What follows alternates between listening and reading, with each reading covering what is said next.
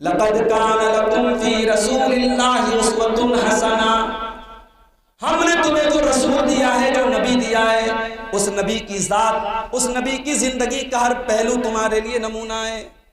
تمہیں شوہر بننا ہے، اس نبی کی زندگی میں تمہیں ایک بہترین شوہر کا کردار مل جائے گا۔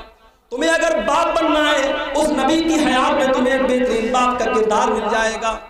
تمہیں اگر ایک بہترین لیڈر بننا ہے، ایک بہترین قائد بننا ہے، جناب محمد رسول اللہ سے تم قیادت کا ہنر سیکھ سکتے ہو۔ جنگ کے میدان میں ایک فوجی کو کس طریقے سے اپنی پالیسی بنانی ہے، اپنی اسٹریٹجی کیسے بنانی ہے، اس نبی کی سیرت میں تم ایک کمانڈر اور ایک فوج کے سپاہی اور ایک فوج کے لیڈر کی حیثیت بھی تم کو مل جائے۔ السلام علیکم ورحمۃ اللہ وبرکاتہ۔ الحمدللہ رب العالمین والعاقبۃ للمتقین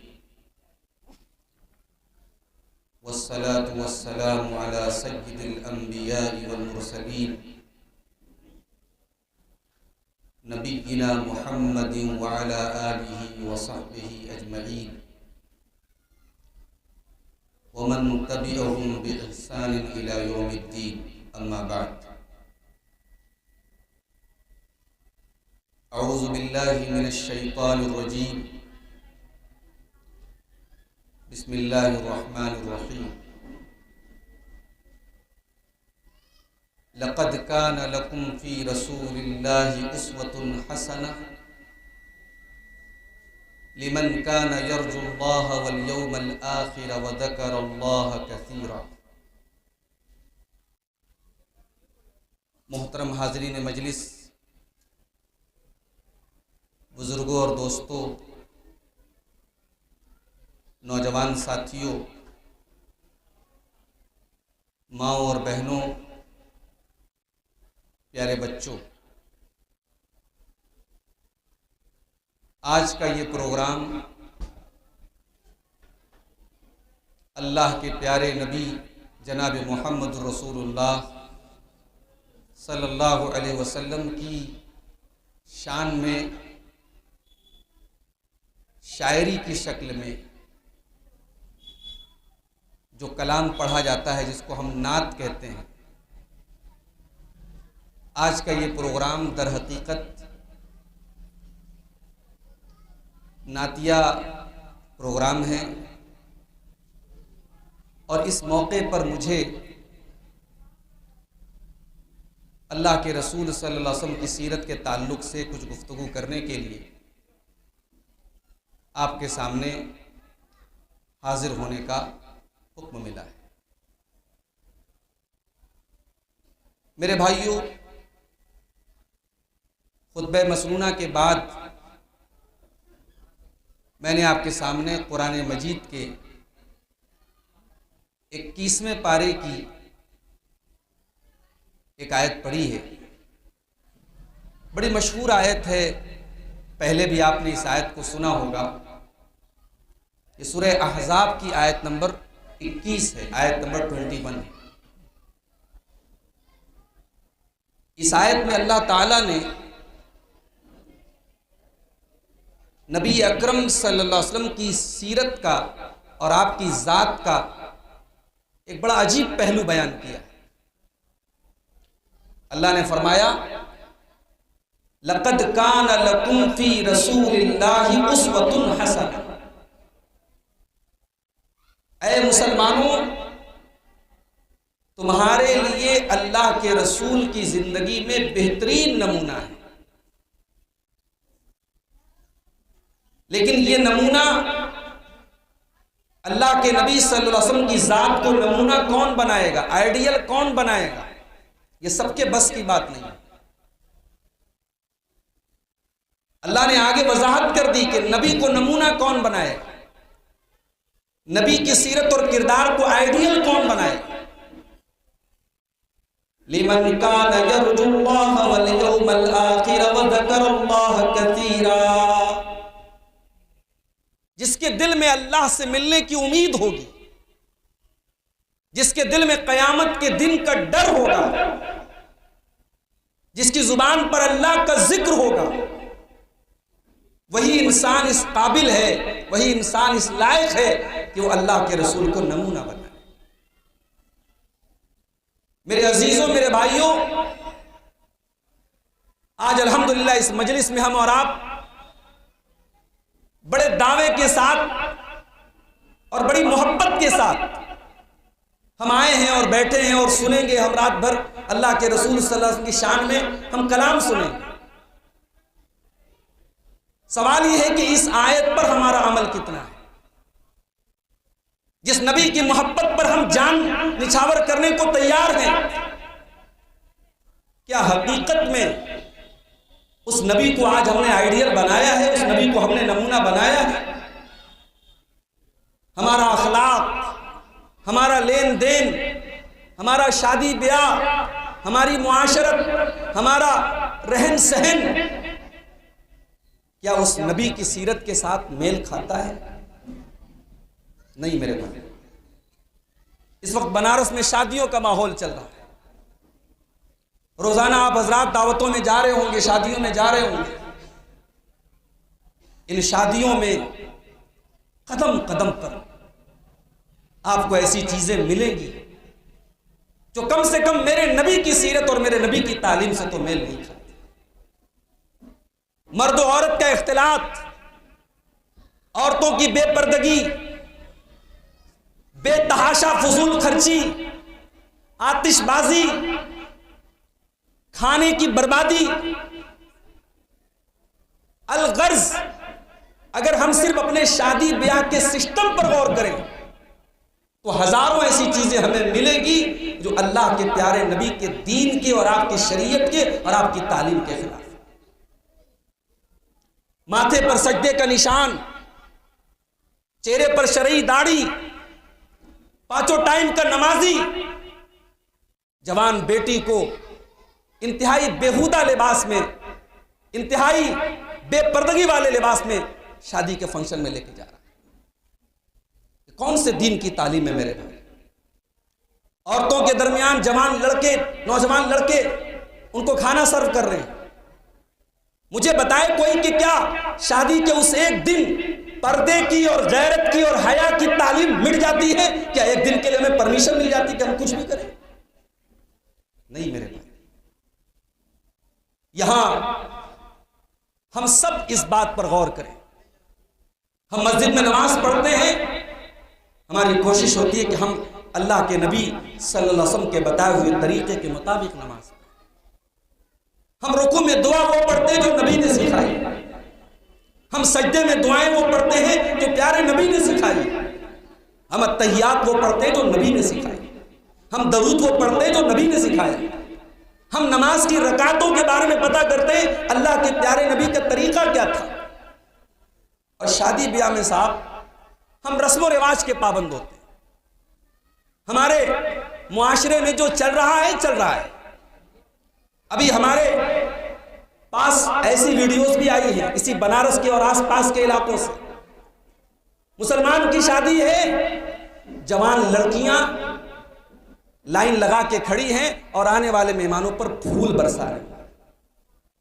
اور یہ آنے والے مہمان، ان میں حاجی صاحب بھی ہیں، اس میں نمازی صاحب بھی ہیں، اس میں تہجد گزار بھی ہیں، اس میں علماء بھی ہیں۔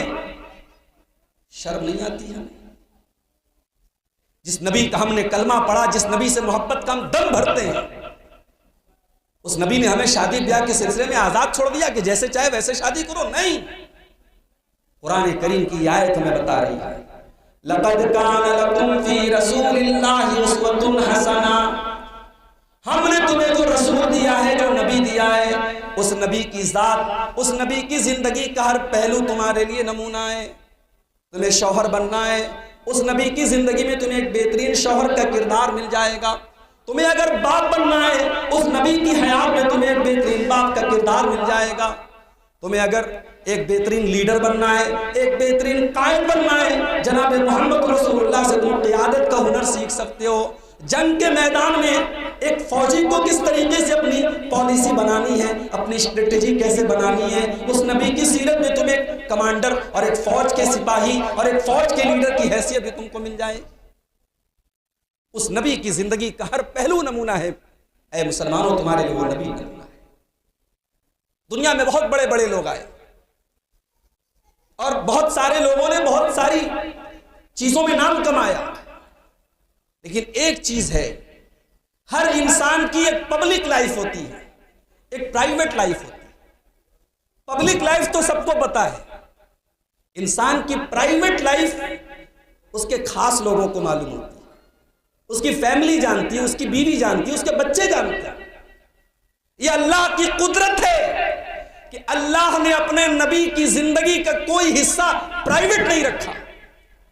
اللہ کے پیارے نبی صلی اللہ علیہ وسلم کی ازدواجی زندگی، ایک شوہر کی حیثیت سے آپ کیسے تھے، آپ گھر میں اپنی بیویوں کے ساتھ آپ کا سلوک کیسا تھا، آپ کی زندگی کے وہ پہلو جو بالکل پرائیویٹ ہیں، ہمیں حدیثوں کے ذریعے اور سیرت کے ذریعے وہ پہلو بھی ہمارے سامنے ہیں۔ اس نبی کریم صلی اللہ علیہ وسلم کی زندگی کا ہر پہلو ہمارے سامنے ہے میرے بھائی، اور یہ بھی ایک بہت بڑا معجزہ ہے ہمارے نبی کا۔ ایک بات آپ کو بتاؤں، دنیا میں اسلام دو چیزوں سے پھیلا ہے، ایک قرآن سے پھیلا ہے اور ایک نبی کی سیرت سے پھیلا ہے۔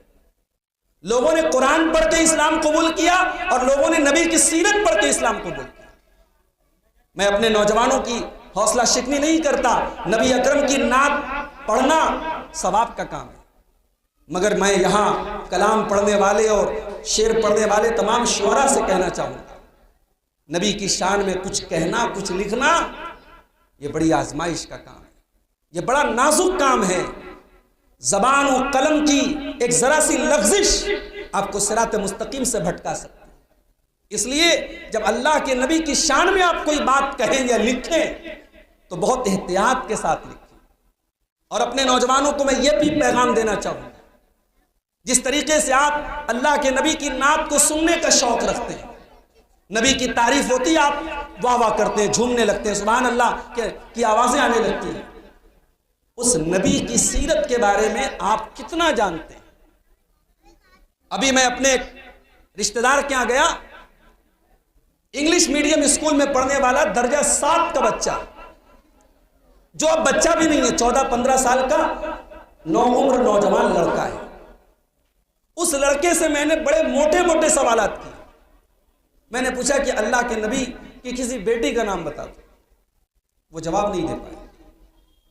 میں نے پوچھا اچھا اللہ کے رسول صلی اللہ علیہ وسلم کی کسی بیوی کا نام بتا دو، وہ جواب نہیں دے پائے۔ میں نے پوچھا حضرت علی کے بارے میں کچھ بتا دو، حضرت ابوبکر صدیق کے بارے میں کچھ بتا دو، وہ جواب نہیں دے پایا۔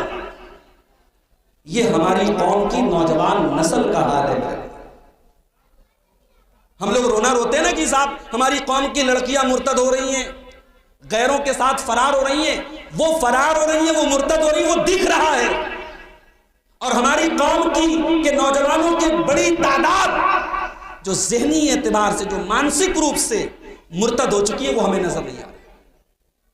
کتنے ایسے نوجوان ہیں جن کو دین کا کوئی علم نہیں، کوئی شعور نہیں، جن کو روزہ نماز کی بات کرو تو ان کو چڑ ہوتی ہے، ان کو لگتا ہے کیا بات ہو رہی ہے، یہ روزہ کی بات، یہ نماز کی بات کیوں ہو رہی ہے؟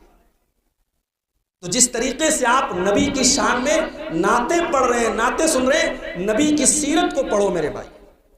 ہر گھر میں ایک کتاب نبی کی سیرت پر ہونی چاہیے، ہر گھر میں صحیح بخاری کا ایک نسخہ ہونا چاہیے۔ ارے آپ کے گھر کی عورتیں بھی تو پڑھیں کہ اللہ کے رسول کی بیویاں کیسی تھی، آپ کے بچے بھی تو پڑھیں کہ نبی کے دور کے بچے کیسے تھے۔ اپنے گھروں میں میرے بھائیوں کم سے کم اللہ کے رسول کی سیرت پر کوئی ایک کتاب اور اللہ کے رسول کی حدیث کی کوئی ایک کتاب ضرور اپنے گھروں میں رکھیں۔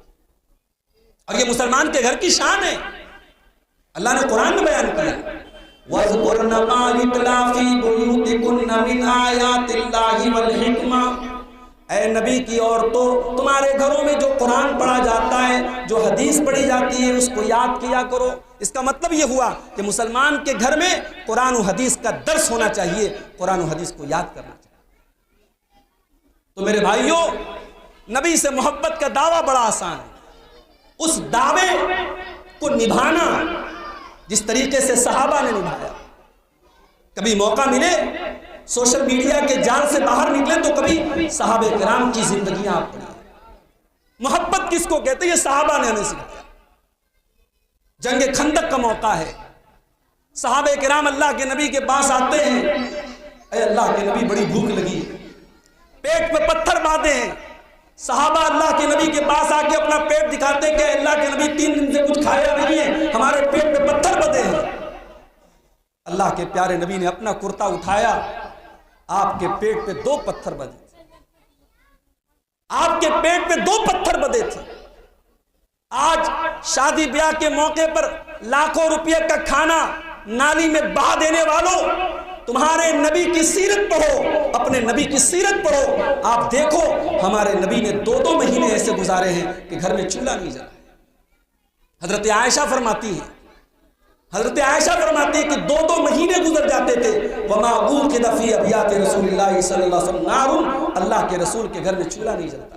2 مہینے کھجور کھا کر کے اور پانی پی کر کے اللہ کے پیارے نبی کے اہل بیت نے، آپ کے گھر والوں نے زندگی کاٹی ہے میرے بھائی۔ اس نبی کی زندگی میں ہمارے لیے بہت کچھ ہے میرے بھائی۔ آج بڑے افسوس کے ساتھ کہنا پڑتا ہے، ہمارے بنارس کی ہماری برادری میں جو سادگی تھی، ہم دوسرے شہروں میں جا کے مثال دیتے تھے کہ ہمارے بنارس کی شادیاں بڑے سمپل طریقے سے ہو جاتی ہیں، ہمارے یہاں شادیوں میں زیادہ تام جھام نہیں ہے، لیکن اب دھیرے دھیرے وہ سادگی ہماری ختم ہو۔ اب ہمارے یہاں 8-8 لاکھ روپے کے لون بک ہو رہے ہیں صاحب، شہرت کے لیے، نام و نمود کے لیے۔ جس قوم کے غریب بچے پڑھائی کے فیس کی ادائیگی کے بغیر پڑھائی چھوڑ دیں، جس قوم کی غریب بچیاں باپ کی غربت کی وجہ سے شادی نہ کر پائیں، جس قوم کے بچے بھوکے مریں، اس قوم کے لوگ آج لاکھوں کروڑوں صرف ایک دن کی نمائش کے لیے اور ایک دن کے نام کے لیے خرچ کر رہے ہیں۔ یہ اس قوم کے لیے شرم کی بات ہے۔ اپنی شادیوں کو آسان کرو میرے بھائی۔ اور میں بڑے صاف الفاظ میں ایک بات کہتا ہوں، یہ دور فتنوں کا دور ہے میرے بھائی، یہ قیامت کے قریب ہونے کا دور ہے، یہ صحابہ کا دور نہیں ہے، یہ تابعین کا دور نہیں ہے، یہ اللہ کے رسول صلی اللہ علیہ وسلم کا دور نہیں ہے۔ اس دور میں قدم قدم پر گناہوں کا جال بچھا ہے، شیطانوں کا جال بچھا ہے، شہوتوں کا جال بچھا ہے۔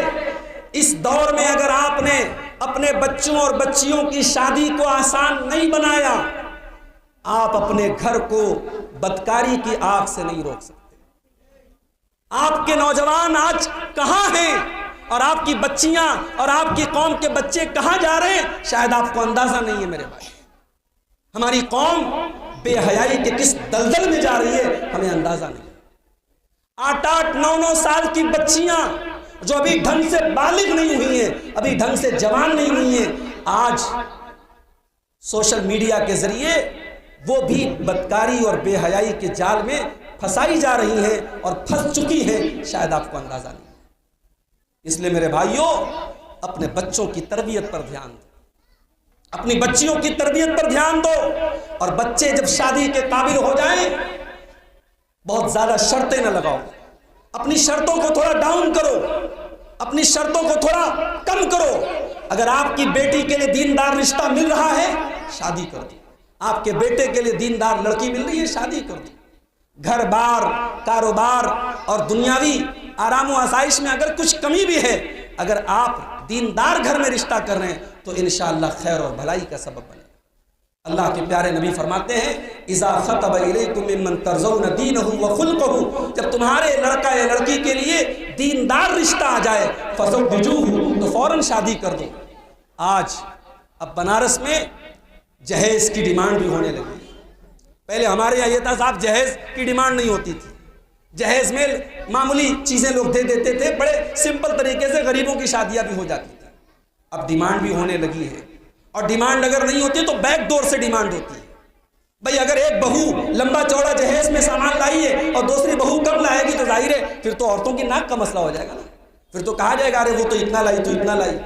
تو یہ ہماری ماں بہنوں کو بھی سمجھنا پڑے گا کہ یہ لالچ اور یہ جو ہم نے جہیز وغیرہ کو ناک کا مسئلہ بنایا ہے، یہ آج کتنی غریب بچیوں کے باپ کے لیے کتنا بڑا مسئلہ بنا ہوا ہے، شاید آپ کو اندازہ نہیں۔ تو میرے بھائیوں، میں پھر سے اسی آیت کو ریپیٹ کرتا ہوں، لَقَدْ كَانَ لَكُمْ فِي رَسُولِ اللَّهِ أُسْوَةٌ حَسَنَةٌ، تمہارے لیے اللہ کے پیارے نبی کی زندگی نمونہ ہے۔ جب کاروبار کرو تب بھی نبی نمونہ ہے، جب شادی بیاہ کرو تب بھی نبی نمونہ ہے، جب کسی کے ساتھ اخلاق اور معاملات کرو تب بھی نبی نمونہ ہے۔ تمہارے نبی کی زندگی کا ہر پہلو تمہارے لیے نمونہ ہے، اور اگر واقعی میں نبی کو نمونہ بنانا چاہتے ہو تو یہ تین چیز اپنے اندر پیدا کر لو۔ لمن کان یرجو اللہ والیوم الآخر وذکر اللہ کثیرا، ایک اللہ سے ملنے کی امید ہونی چاہیے، ایک آخرت کا ڈر ہونا چاہیے، اور تیسرے اللہ کا ذکر کثرت سے ہونا چاہیے۔ آج بنارس کی ہر گلی میں کوئی نہ کوئی مسجد ہے، ہمارے مسلمانوں کی بستی میں ہر گلی میں کوئی نہ کوئی مسجد ہے، لیکن مسجدوں کا حال کیا ایسا ہے؟ پوری مسلم بستی ہے، تمام لائن سے مسلمانوں کے گھر ہیں۔ ابھی عشاء کی نماز ہوئی، کسی مسجد میں 2 صف ہو رہی ہے، کسی مسجد میں 3 صف ہو رہی ہے، اور کسی مسجد میں تو 1 صف ہو رہی ہے۔ مسجدیں مرثیہ خاں ہیں کہ نمازی نہ رہے۔ مسجد تو بنا لی شب بھر میں ایمان کی حرارت والوں نے، من اپنا پرانا پاپی تھا برسوں میں نمازی بن نہ سکا۔ ارے جس نبی سے محبت کا دعویٰ کرتے ہو، اس نبی کی آنکھوں کی ٹھنڈک نماز ہے، اس نبی کے دل کا قرار نماز ہے، اس نبی کے دل کا سکون نماز ہے۔ اور اللہ کے پیارے نبی نے اپنے آخری ٹائم میں، اپنی وفات سے پہلے، جب آپ بڑی تکلیف کے عالم میں تھے، اس موقع پر بھی آپ نے اپنی امت کو نماز کی تلقین کی۔ میرے بھائیوں، اگر آپ کی زندگی میں نماز نہیں ہے، آپ کے گھر میں نمازی لوگ نہیں ہیں، تو محبت رسول کے سارے دعوے غلط ہیں اور سارے دعوے جھوٹے ہیں۔ جو انسان نماز کی پابندی نہ کرے، جس کی زندگی میں نماز نہیں ہے، وہ نبی سے محبت کا دعویٰ اگر کر رہا ہے، اس کا دعویٰ جھوٹا ہے، اس کا دعویٰ غلط ہے میرے بھائی۔ اس لیے آئیے آج اس اسٹیج سے میں شکر گزار ہوں ان نوجوانوں کا جنہوں نے آج مجھے اس پروگرام میں بلایا اور آپ کے سامنے کچھ گفتگو کرنے کا موقع دیا۔ میں اس اسٹیج سے آپ کو دعوت دیتا ہوں کہ رسول اکرم کی ذات ایک ایسی ذات ہے جس پر کسی مسلمان کا کوئی اختلاف نہیں۔ سارے مسلک اور سارے مکتب فکر جس ذات گرامی پر اکٹھا ہے، اور جس نبی کا کلمہ ہم سب پڑھتے ہیں، اور جس نبی سے محبت ہم سب کرتے ہیں، اس نبی کی نسبت اور اس نبی کی محبت کے ذریعے میں آپ کو دعوت دے رہا ہوں میرے بھائیوں کہ آؤ اپنے اختلافات کو بھی نبی کی سنت کی روشنی میں حل کرو۔ ہمارے درمیان بہت سارے اختلافات ہیں، ان اختلافات کا حل بھی ہمیں اللہ کے رسول کی سنت میں اور آپ کی شریعت میں ملے گا۔ آخری آیت پڑھ کے بات ختم کروں کیونکہ مجھے کہیں جانا بھی ہے۔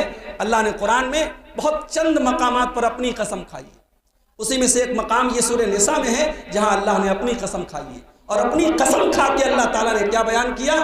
فَلَا وَرَبِّكَ لَا يُؤْمِنُونَ حَتَّى يُحَكِّمُوكَ فِي مَا شَجَرَ بَيْنَهُمْ ثُمَّ لَا يَجِدُوا فِي أَنفُسِهِمْ حَرَجًا مِّمَّا قَضَيْتَ وَيُسَلِّمُوا تَسْلِيمًا۔ اے نبی، آپ کے رب کی قسم، یہ لوگ مومن نہیں ہو سکتے، یہ لوگ مسلمان نہیں ہو سکتے جب تک اپنے تمام اختلافات میں، اپنے تمام جھگڑوں میں، اے میرے پیارے نبی، جب تک آپ کو اپنا حکم نہ بنا لے، آپ کو اپنا جج نہ بنا لے، آپ کے فیصلے کے آگے سر تسلیم خم نہ کر دیں، اور جب آپ کا فیصلہ آ جائے تو پھر دل میں چوں چرا اگر مگر کی کوئی گنجائش باقی نہ رکھیں، وَيُسَلِّمُوا تَسْلِيمًا، اور آپ کے فیصلے کو تسلیم کریں۔ میرے بھائیوں، اختلافات کے حل کا ایک ہی طریقہ ہے، اللہ کے رسول کی سیرت کی روشنی میں، آپ کی سنت کی روشنی میں، آپ کی حدیثوں کی روشنی میں ہم اپنے اختلافات کو حل کر لیں۔ اور آج ہماری قوم کو بہت سارے مسائل ہیں، آج بہت سارے مورچوں پر ہماری قوم کو چیلنجز کا سامنا کرنا پڑ رہا ہے۔ بہت ساری چیزوں پر تو آپ کی نظر ہے، لیکن بہت ساری چیزیں ایسی جس پر آپ کی نظر نہیں ہے۔ کس طریقے سے آپ کی کمر کو توڑا جا رہا ہے، کس طریقے سے آپ کی بنیادوں کو کھوکھلا کیا جا رہا ہے، شاید آپ کو اندازہ نہیں ہے میرے بھائی۔ ہم جب اپنی نوجوان نسل کو دیکھتے ہیں ہمیں افسوس ہوتا ہے کہ یہ نوجوان نسل آج دھیرے دھیرے آنے والی جو جنریشن ہوگی وہ ایسی بنائی جا رہی ہے۔ ہمارے بچے اور بچیاں انگلش میڈیم اسکول میں پڑھ رہے ہیں، بہت اچھی بات ہے، میں انگلش میڈیم اسکول میں پڑھانے کے خلاف نہیں ہوں، لیکن آپ اس پر غور کریں، آپ کا بچہ KG سے لے کر کے انٹر تک، اور انٹر کے بعد گریجویشن سے لے کر ماسٹرز تک جن اسکولوں میں، جن کالجوں میں، جن یونیورسٹیز میں پڑھ رہا ہے یا آپ کی بچی پڑھ رہی ہے، اس پورے سلیبس میں، اس پوری تعلیم میں دین کہاں ہے میرے؟ اس میں دین کہیں نہیں ہے۔ دین کے نام پہ ہم نے کیا کیا؟ مولانا صاحب کو بلایا، حافظ جی کو بلایا اور گھر میں قرآن پڑھا دیا، صاحب بہت بڑا کمال کر دیا، ہماری بچی نے قرآن شریف ختم کر لیا، ہمارے بچے نے قرآن شریف ختم کر لیا۔ یہ رٹو طوطے کی طرح صرف بچوں کو قرآن پڑھا دینے سے بچے دیندار نہیں بن سکتے۔ بچوں کو دینی تعلیم بھی دیں۔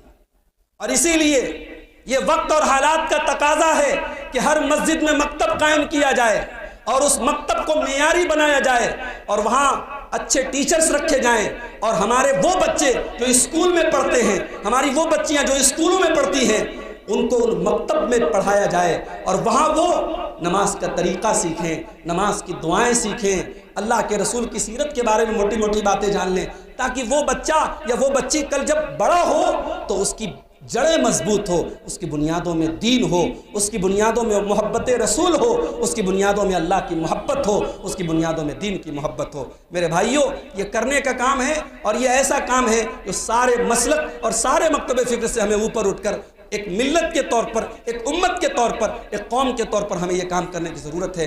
دعا کیجئے اللہ ہم سب کو اس کی توفیق عطا فرمائے۔ رب العالمین اپنے نبی سے ہمیں سچی محبت کرنے کی توفیق عطا فرمائے۔ رب العالمین ہمیں جس طریقے سے ہم اپنی نمازوں میں اور اپنی عبادتوں میں ہم کوشش کرتے ہیں کہ پیارے نبی کے طریقے کو اپنائیں، پیارے نبی کی سنت کو اپنائیں، اللہ ہمیں توفیق دے اپنے لین دین میں، اپنے اخلاق میں، اپنے معاملات میں، اپنی شادی بیاہ میں ہم پیارے نبی صلی اللہ علیہ وسلم کے طریقے کو اپنائیں۔ اللہ تعالی ہم سب کو اس کی توفیق عطا فرمائے۔ اللہ ہمارے بیماروں کو شفا عطا فرمائے، جو ہم میں سے روزی روٹی سے پریشان ہیں اللہ ان کے کاروبار میں برکت عطا فرمائے۔ اللہ ہمارے تمام مسائل کو حل فرمائے، جب تک دنیا میں زندہ رکھے، اسلام پر زندہ رکھے، اور خاتمہ ہم سب کا ایمان پر ہو۔ ربنا تقبل منا انک انت السمیع العلیم وتب علینا انک انت التواب الرحیم، وصلی اللہ تعالی علی نبینا محمد وعلی آلہ وصحبہ اجمعین، والسلام علیکم ورحمۃ اللہ وبرکاتہ۔